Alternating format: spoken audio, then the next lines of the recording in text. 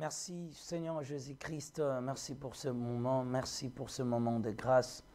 Nous sommes très contents de prier avec ton peuple ainsi que de partager ta parole. Nous te rendons grâce malgré la fatigue, malgré les sommeils, malgré ce moment, Seigneur Dieu de grâce, où nous consacrons devant toi. Tu continues de renouveler notre force, car tu as dit que ceux qui se confient à l'Éternel, l'Éternel renouvelle leur force.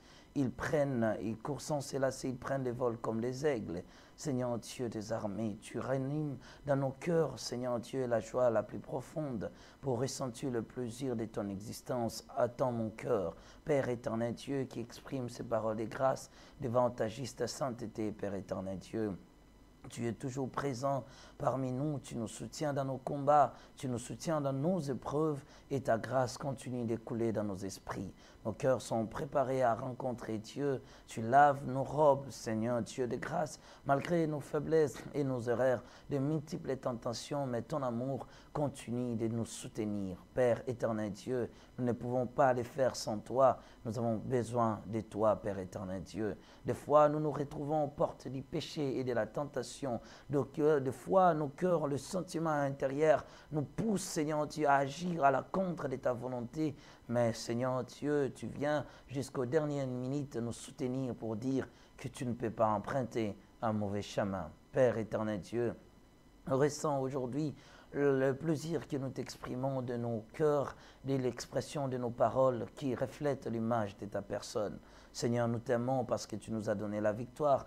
Nous t'aimons parce que tu vis au-dedans de nous. Nous t'aimons parce que tu as créé en nous ta propre nature, parce que tu as préparé nos âmes à la rencontre de ta propre personne. Ô Dieu de grâce, une seule personne a voulu voir ta face, a voulu te voir. Seigneur, tu as dit à Moïse que personne ne peut me voir et rester en vie. Mais il s'est caché derrière les rochers pour te voir. Il n'a vu juste que derrière le dos de Dieu, où était le fait de Dieu. Mais cette affirmation était confirmée à la venue de ton Fils Jésus-Christ sur la terre, qui a dit « Personne n'a jamais vu Dieu, ô Dieu de gloire. » Et ce n'est que le Fils qui étant venu sur la terre nous a donné une connaissance de ce qu'est le Créateur. Père éternel, Dieu de grâce, nous t'aimons, Seigneur Dieu, sans te voir à l'œil nu, mais te connaître vaut mieux que te voir physiquement. Car nous le savons tous qu'après cette vie, Seigneur, nous te verrons dans ta propre gloire et rester éternellement avec toi. Nous voulons tellement vivre dans cette cité céleste. Nous voulons tellement palper la gloire de Dieu. Nous voulons tellement contempler ton amour, pourvu que nous maîtrisons notre conduite sur la terre et rester fidèles jusqu'à la mort. Seigneur, reçois la louange, bénis ce moment, donne-nous cette connaissance profonde pour sonder la vérité cachée dans les temps, au nom de Jésus-Christ. Amen. Soyez bénis au nom puissant de Jésus-Christ. Je vous aime abondamment. Je déclare bonjour, bonjour. Mon cœur est très joyeux de vous rencontrer encore aujourd'hui. Excusez-moi pour ce retard. Bien aimé, en tout cas, c'est un moment très merveilleux de participer ensemble et de partager la parole de Dieu, l'école de la thérapie spirituelle, une école très équilibrée qui nous aide à maîtriser certaines choses, certains domaines spirituels du camp opposé. C'est très important. Cet enseignement est un vase de haute qualité qui fait déborder l'autorité de Dieu dans notre vie et qui nous montre à suffisance que Dieu nous a donné l'autorité face aux sorciers. C'est pourquoi je déclare que soyez bénis au superlatif. Soyez bénis au superlatif au nom puissant de Jésus-Christ. Lorsque les sorciers veulent attaquer une personne, lorsque ici ces attaques de parrainage est limitée à une certaine catégorie de personnes que je vais citer. Lorsque les sorciers cherchent, avant d'attaquer une personne, à être parrainé par un autre groupe, voilà, je dis ceci. Attaque par parrainage, c'est l'effet pour un sorcier ou une sorcière de recevoir un certain nombre de parrains dans le but d'amener une offensive conjointe pour renverser une cible têtue. Je répète, l'effet pour un sorcier, une sorcière, de recevoir un certain nombre de parrains dans le but d'amener une offensive conjointe pour renverser une cible, mais la cible est têtue. Je répète, le fait pour un sorcier, une sorcière, de recevoir un certain nombre de parrains dans le but d'amener une offensive conjointe pour renverser une cible têtue ou résilient. Voilà.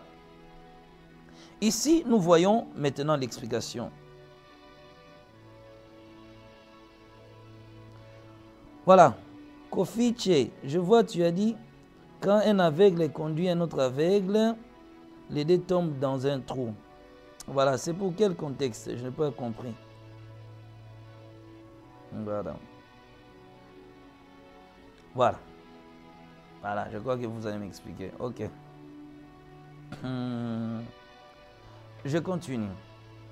Nous voyons, lorsque les sorciers cherchent à être parrainés, c'est que sa cible est têtue. La personne à renverser est tellement résiliente et que le sorcier n'arrive pas à la renverser, à la faire tomber. Qu'est-ce qu'il va faire? Il va aller chercher du renfort. Il va aller chercher des parrains. Des parrains là, écoutez, un sorcier a toujours besoin des hommes pour l'aider à commettre tout le malheur. Destruction, pauvreté, misère, sécheresse, célibat, tout ce qu'ils veulent causer dans la vie d'une personne. Le sorcier là aura besoin des hommes, aura besoin des démons. Des hommes, je fais allusion à la fois des hommes physiques qui ne sont pas des sorciers et des hommes sorciers et des sorciers inconscients ainsi que des démons pour l'aider à commettre toutes sortes de malheurs, causer toutes sortes de torts dans la vie d'une personne. Détruire une personne têtue. Donc, la personne est têtue quand il s'oppose ou bien quand sa vie ne reflète pas, ne se soumet pas à l'autorité, à la décision prise du royaume des sorciers. Maintenant, ce sorcier aura besoin d'être parrainé. Est-ce que quelqu'un me suit? Ce sorcier-là aura besoin d'être parrainé. Il aura besoin de l'assistance des hommes qui vont l'aider à commettre toutes sortes de malheurs, toutes sortes de destructions, toutes sortes de troubles. Et cela fait en sorte que leurs activités peuvent s'étendre partout. Alors les sorciers, qu'est-ce qu'ils vont faire? Ils vont utiliser certains esprits sales. Donc comme j'ai parlé, des personnes physiques, certaines personnes qui ont l'esprit sale, qui sont dans la sorcellerie inconsciente, pour les aider à arriver au bout de leur objectif. Donc si un sorcier n'est pas capable de remplir une mission, il va chercher du soutien. Ou bien s'il sait que son adversaire est tellement têtu, il va chercher du soutien. Les gens qui vont lui aider à arriver à ses fins. Il aura besoin du parrainage. Il ira dans leur confrérie à la recherche d'un appui pour l'aider à atteindre ses objectifs. Il sait que son niveau n'est pas assez élevé. Il sait qu'il est mortel, mais il veut soumettre sa victime à une souffrance éternelle, perpétuelle, et que même jusqu'à sa mort, même jusqu'à après sa mort, que ses activités continuent d'opérer sur la terre. Le sorcier là aura besoin du soutien, aura besoin que quelqu'un puisse couvrir son action, quelqu'un puisse être un soutien majeur de ses projets nocturnes. Voilà, je vois ma tété Yvonne nous a envoyé Matthieu chapitre 12, versets 43 à 45. Voilà, nous sommes dans une école, nous partageons ensemble. Donc, je ne sais pas pourquoi les textes, mais je vais lire. Voilà, pour vérifier. Voilà, il dit ceci. Voilà. Lorsque l'esprit impur est sorti d'un homme, il va par des lieux arides chercher du repos, il n'en trouve pas. Alors, il dit, je retournerai dans ma maison d'où je suis sorti. Et quand il arrive, il trouve la maison vide, balayée et ornée. Il s'en va, il prend avec lui cet autre esprit plus méchant que lui et entre dans la maison, s'y établissent. Et la dernière condition de cet homme est pire que la première. Il en sera de même pour cette génération méchante. Voilà. Merci aussi pour ces versets. Voilà, c'est très important. Ça continue à soutenir nos affirmations. Voilà. C'était ça ce que j'étais en train de dire. Maintenant, les sorciers, les hommes têtis, sont des hommes qui ont repoussé une fois, deux fois, trois fois dans leur vie les œuvres ou l'influence de la sorcellerie. Une fois, tu étais attaqué par des maris de nuit, tu t'es levé dans la prière, tu as déclaré et cet esprit était chassé. Une condition a été imposée dans votre famille que les femmes ne peuvent pas trouver les mariages. Toi, tu as renversé cette loi, tu as trouvé les mariages. Une décision a été imposée par tes ancêtres que dans votre famille, personne ne pourra peut-être acheter un vélo et toi, tu étais le premier à l'acheter. Une loi a été imposée dans la famille que dans cette famille, il n'y aura pas de belles femmes, par exemple, et toi, tu es né, tu étais belle. Une loi a été établie, par exemple, dans votre famille, personne peut-être ne craindra Dieu, personne n'acceptera le christianisme, mais toi, tu es la première à avoir donné ta vie à Dieu. Peut-être votre famille était frappée par des lois, vous serez des musulmans, vous serez ceci, mais vous avez renversé la donne, vous êtes devenus enfants de Dieu. Cela représente une menace, un grand danger pour le royaume de la sorcellerie. Parce qu'une fois, une personne s'est opposée à leur décision machiavélique. Tu étais le seul à renverser certaines situations de ta famille. Tu étais le seul à sortir d'une famille où les gens ne se marient pas. Toi, tu as trouvé le mariage. Tu étais les seules personnes à finir l'université dont cela a été interdit à la famille. Toi, tu as renversé la donne. Tu étais les seules personnes dans ta famille à craindre Dieu, dont tous ceux qui ont connu Dieu à l'époque l'ont rejeté. Parce que la loi de la famille était que peu importe ceux qui courront suivre le christianisme, abandonneront. Mais toi, tu persévères encore. Tu deviens une menace permanente. Une menace permanente à leur manœuvre, à leur sacrilège, à leur désordre, à leur désastre, à leur ravage. Tu deviens une personne qui trouble leur royaume. Ta présence devient un danger. Une fois, ils ont décidé de jeter une maladie dans ton corps. Ils t'ont jeté la maladie du cancer. Tu es allé dans la prière, dans des jeûnes. Tu as cherché la face de Dieu et tu es sorti vainqueur. Tu représentes une menace spirituelle contre eux. Alors, ils vont faire maintenant un détour. Ils vont faire marche en arrière. Ils vont faire maintenant des recherches. Trouver des personnes qui peuvent le soutenir à accomplir leur mission sur la terre. Qui peuvent parrainer leur mission dans le but de profiter de quelque chose. Ils présentent dans leur royaume. Premièrement, ils partent dans les royaumes de la nuit. Ils présentent la personne qui est en danger. Au milieu de la nuit, ils partent. Ils font des recherches sur Facebook, sur WhatsApp. Ils trouvent la photo, par exemple, du prophète Aston. Ils récupèrent la photo.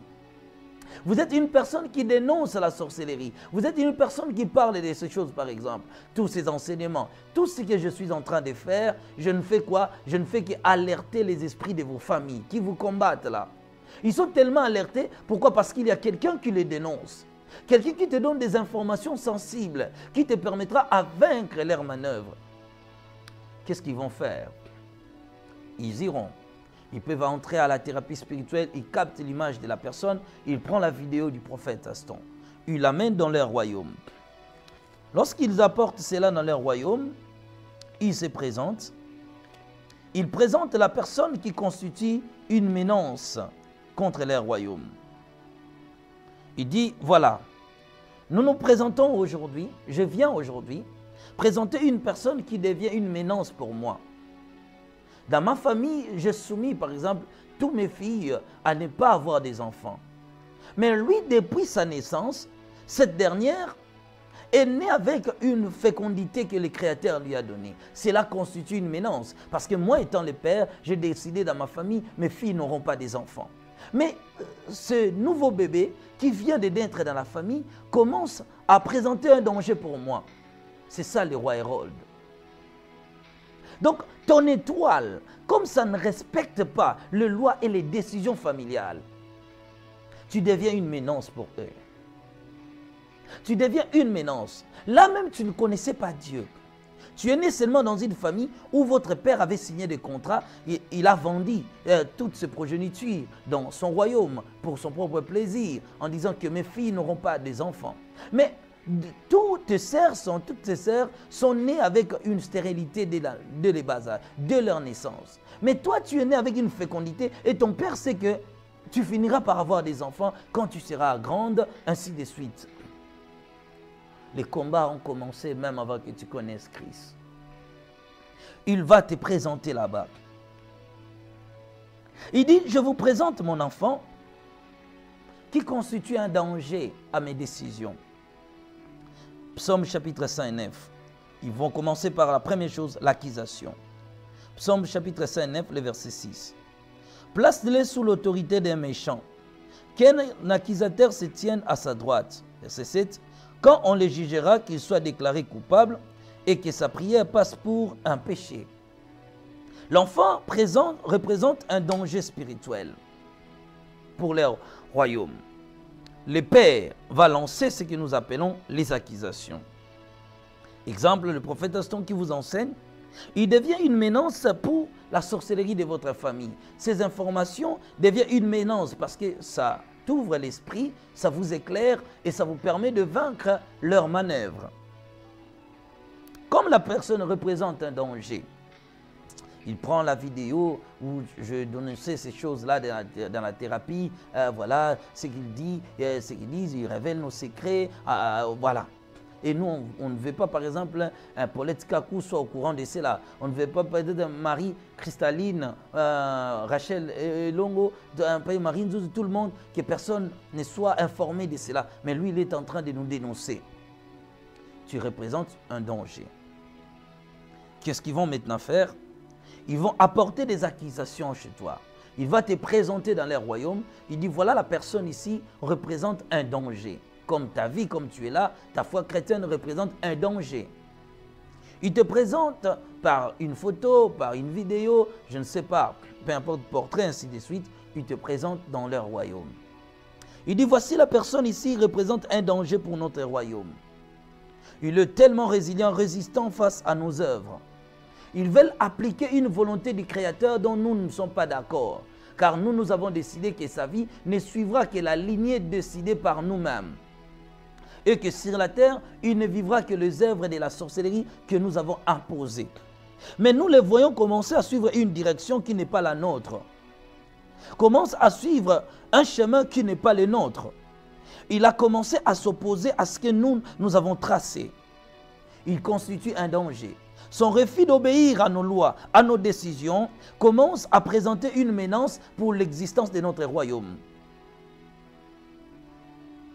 C'est un combat de survie pour notre royaume. Si nous voulons étendre notre influence partout, si nous voulons que nos œuvres soient glorifiées, il faut renverser cette personne car il est un danger permanent. Ce sont les accusations qu'ils ont apportées contre toi. Est-ce que quelqu'un me suit? Si tu me suis, écris seulement Jésus. Nous avons vu que, voilà, je prends seulement les noms, nous avons vu que Colin Makana devient une menace pour notre royaume. Nous l'avons assujetti dans des endroits que nous étions très influents dans sa vie, mais nous commençons à constater que Colin devient un danger. Vanessa Assi devient un danger. Paulette Kakou devient un danger. Susan Lorenzo devient un danger. Laurent Silunga devient un danger. Kofi devient un danger. Tout le monde, Rachel Elonga devient un danger. Yvonne Tete devient un danger. Myriam Adebe devient un danger. Laurent Silunga devient un danger. Natacha Ambenga devient un danger. Aimé Amba. Donc, tous ces gens commencent à devenir un danger pour nous. C'est le survie de notre royaume. Si nous voulons exercer notre influence, comme lui s'oppose, il doit être la personne à renverser. Qui peut apporter quelques accusations pour que nous les renversons? Là, les sorciers principaux amènent des problèmes dans la confrérie et les décisions sont toujours prises la nuit. Écoutez-moi bien. De grandes décisions sont toujours prises la nuit. Je sais c'est quoi je suis en train de vous expliquer. Vous êtes présenté là, votre photo, votre vidéo vous présente dans leur royaume et maintenant ils sont là. Il dit qu'ils peuvent apporter quelques accusations. Certains sorciers, des sorciers que tu as lancé les faits contre eux. des sorciers que tu avais renversé leurs œuvres, des sorciers que tu avais vaincus à l'époque. Et tous viendront maintenant pour dire, j'ai été vaincu par cette personne, j'ai été vaincu par cette personne, j'ai été vaincu par cette personne. Alors, qui sont d'accord pour que nous le renversons? Tous ceux qui voudront participer au combat, parce que chacun se souviendra du tort que tu lui as déjà causé. Il y a des sorciers que tu as déjà frappés dans ta vie sérieusement. Si tu as déjà vaincu un combat, bien-aimé, garde tes bandes, garde ton chemin, ne recule pas. Tu as déjà vaincu une fois. Les sorciers que tu as vaincus là ont gardé rancune envers toi. Comme ils ont trouvé quelqu'un qui est déterminé maintenant à te renverser, ils viendront lui donner plus du poids. Ils mettront les moyens, ils renforceront leurs accusations contre toi. Lorsqu'ils renforcent leurs accusations, ils sont devenus maintenant nombreux. Ils vont dire maintenant, nous voyons que cette personne est un danger pour notre royaume et que le renverser sera une solution majeure qui nous permettra de continuer à dominer, à exercer de l'influence. S'il est là, beaucoup de personnes ne croiront pas que la sorcellerie est plus forte.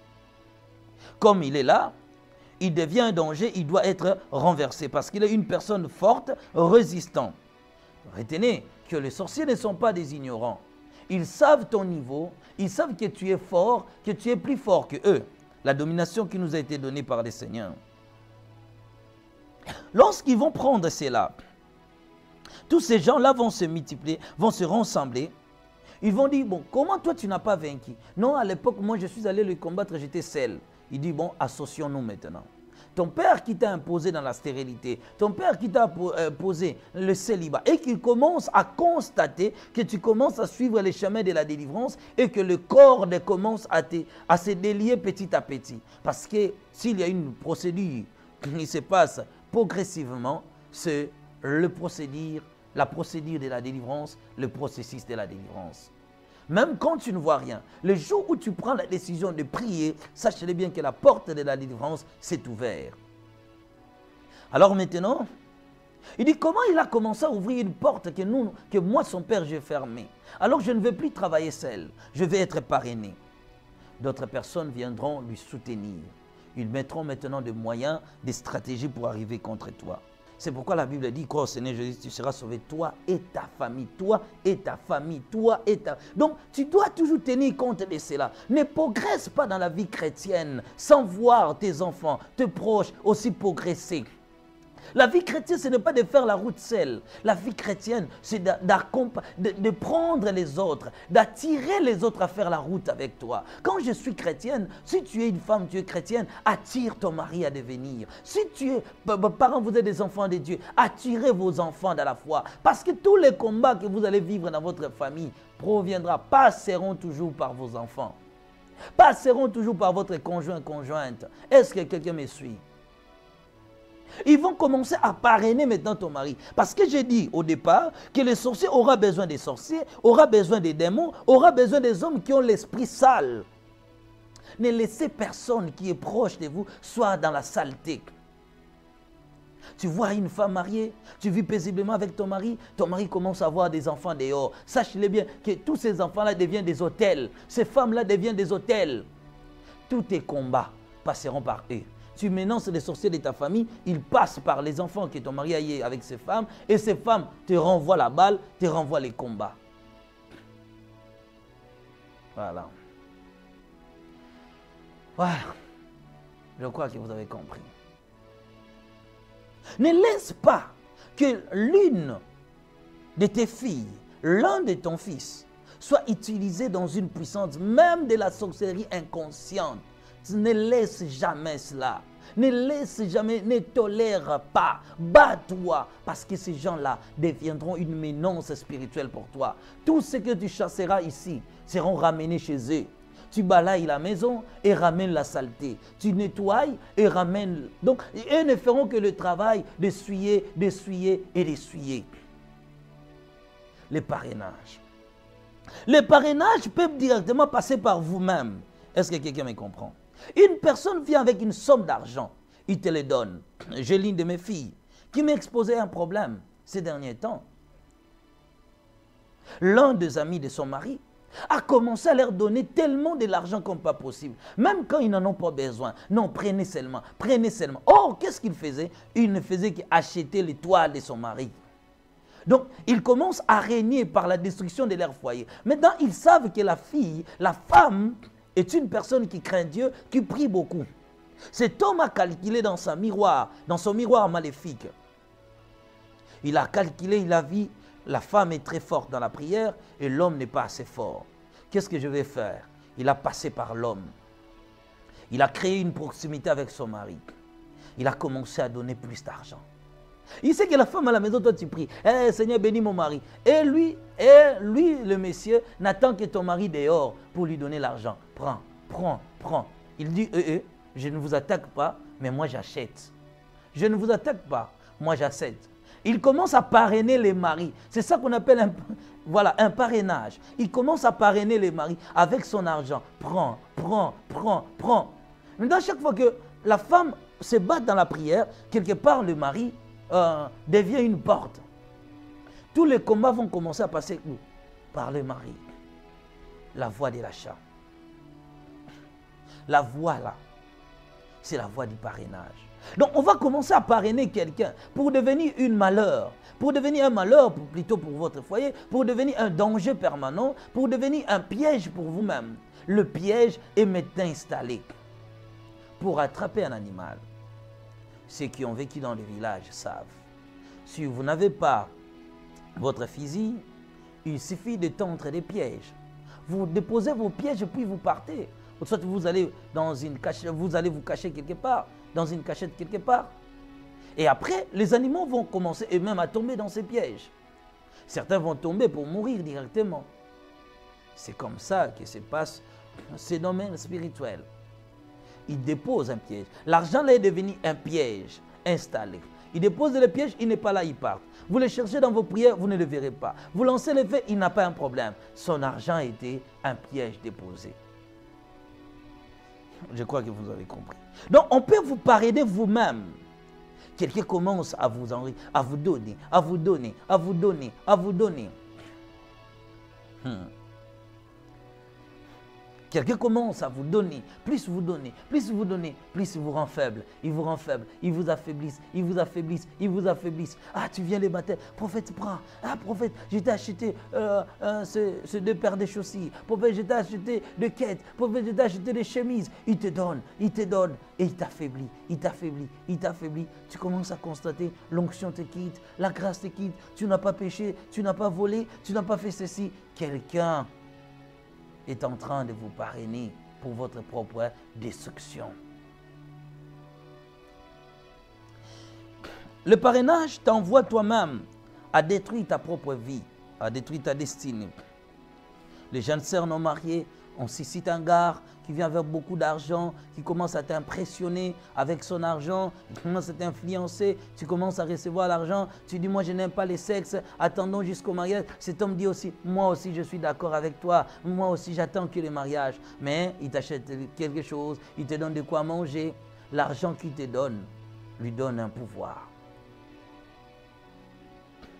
C'est pourquoi il est conseillé, quand tu te sépares avec quelqu'un, restitue tout ce qu'il t'a donné. Ah, comité sœur en Christ. Comité sœur en Christ. Rendez les biens des gens. Hé, nos enfants ici, pardon. La sainteté, j'attends les mariages, j'attends les mariages, j'attends les mariages, mais tu prends les cadeaux. Je t'achète des téléphones, tu prends. Je t'achète de quoi voir, tu prends. Hé, mais c'est...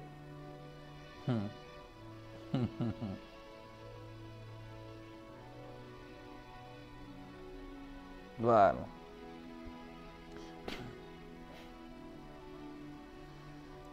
Voilà les stratégies qu'ils utilisent. Ah, comité sœur en Christ. Eh, nos sœurs ici, pardon. Sainteté, moi, pas ça. Moi, pas ça. Moi, je n'aime pas ça. Pas les sexes. Je crains Dieu jusqu'au mariage. Mais, téléphone, on t'achète.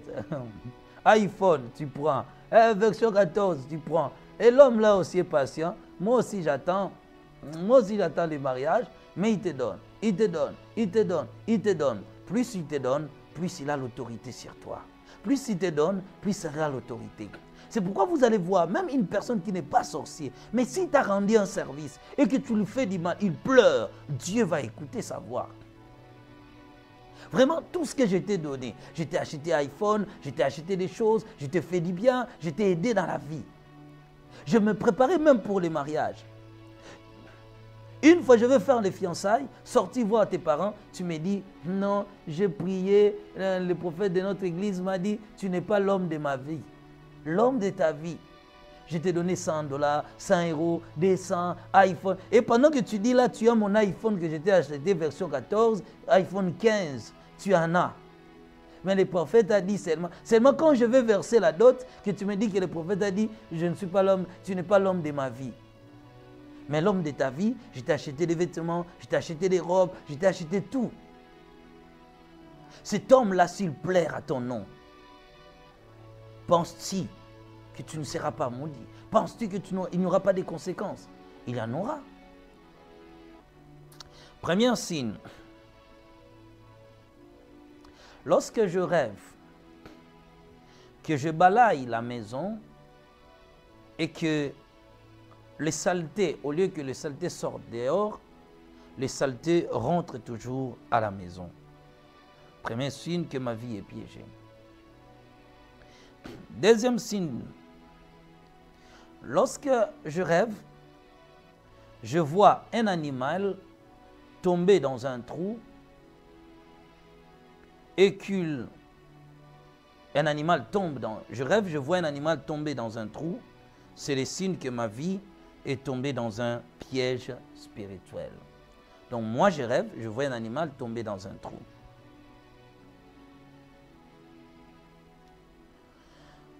Lorsque je rêve, deuxième, troisième signe, quand est-ce qu'on subit ces attaques?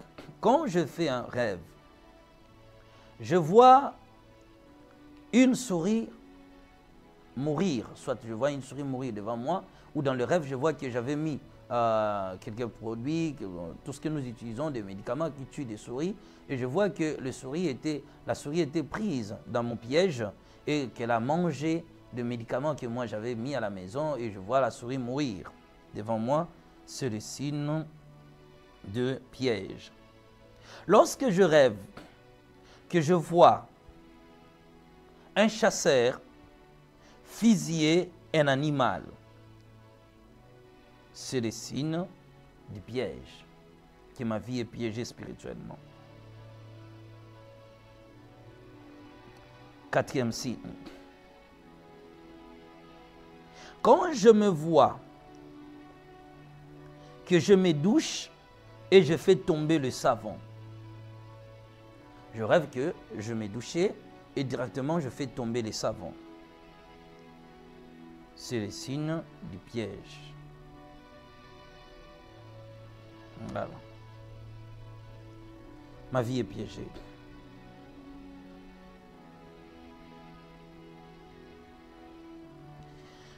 Quand je rêve que j'essaye de lire un document, mais je ne parvenais pas à le lire, soit à cause de minuscules des écritures, soit je ne voyais pas bien, c'est le signe des pièges.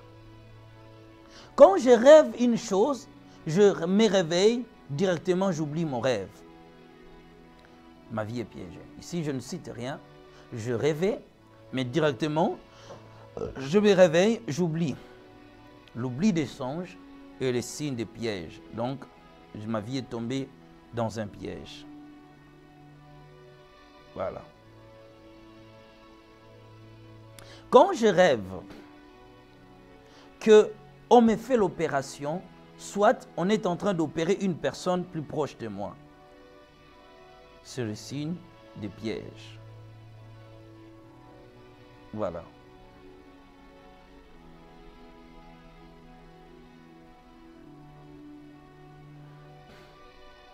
Voilà.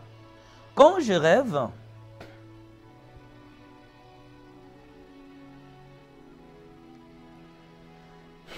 ok. Quand je rêve que j'ai été percuté, soit par une voiture, un camion, ainsi de suite. Moto, vélo, ainsi de suite. C'est le signe que ma vie est piégée. Est-ce que quelqu'un me suit? Quand je rêve que je jouais au football, alors que je ne suis pas joueur, mais je rêve que nous étions dans un stade et je jouais au football. C'est un signe de piège. Quand je rêve, les gens me conspirent. Je répète, quand je rêve, soit je marche, soit je suis assis, mais les gens me conspirent. C'est le signe de rêve, de piège. Soit toi, soit ta famille, soit ta vie a été piégée. Les gens sont en train de me conspirer.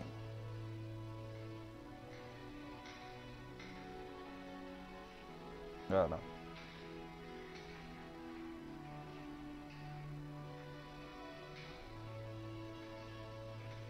Quand je rêve que j'ai des lèvres gercées, je répète, quand je rêve, je me vois avec des lèvres gercées. Donc, j'ai la gercire aux lèvres. Je rêve que j'ai des lèvres gercées. C'est le signe de ces grands manœuvres sataniques. Je répète, je rêve que j'ai des lèvres gercées. Voilà. Ok. Voilà. Quand je rêve que j'ai l'air folâtre, le signe de piège, très important. Voilà. Quand tu rêves que tu faisais des discours, soit tu lisais un discours, mais personne n'est prêté attention sur tes dires, c'est le signe. Tu étais en train de faire un discours et les gens se sont rendus compte de l'inanité de ce que tu étais en train de dire. Voilà. C'est le signe de ces choses. Le signe de ces choses. Voilà. Voilà, d'être conspié. Tu faisais un discours, soit tu parlais à quelqu'un, mais les gens se rendaient compte de l'inanité de ce que tu étais en train de dire. Voilà. C'est ça en fait. Voilà quelques signes. Je prends seulement des signes très compliqués. Certains signes, vous-même, ceux qui sont faciles à comprendre. Voilà. Quand tu te vois être arrêté par des militaires, tu rêves être arrêté par des militaires, c'est le signe de cela.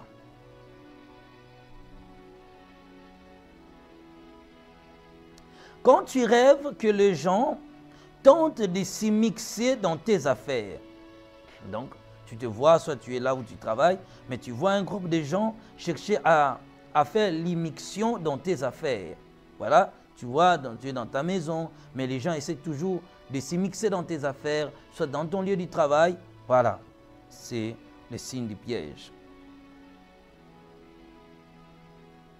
Quand tu rêves qu'on te remet l'argent froissé, voilà, l'argent froissé ou une lettre froissée. Voilà. Voilà. Voilà. On te remet l'argent froissé ou bien des documents froissés, c'est le signe de cela.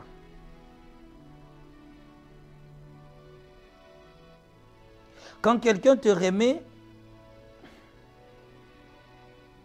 quelque chose, argent, vêtements, mais la chose qu'on vous remettait était très sale. Voilà. Lorsque tu rêves que tu te rends chez quelqu'un et que la personne te fait éconduire, donc vous simplement dire chasser. Tu arrives chez quelqu'un, la personne te fait éconduire. Tu voulais accéder dans sa maison et la personne te fait éconduire. Donc je me vois, j'arrivais quelque part, je voulais entrer dans une maison et la personne à l'intérieur te fait éconduire. C'est le signe de piège. Ta vie est piégée, ton bonheur, ainsi de suite. Donc tes biens sont gardés quelque part. Donc c'est faire éconduire. Voilà ce qui est important. Voilà. Lorsque tu rêves que tu as, voilà, tu avais, voilà, tu te vois avec ton physique malingre. Voilà.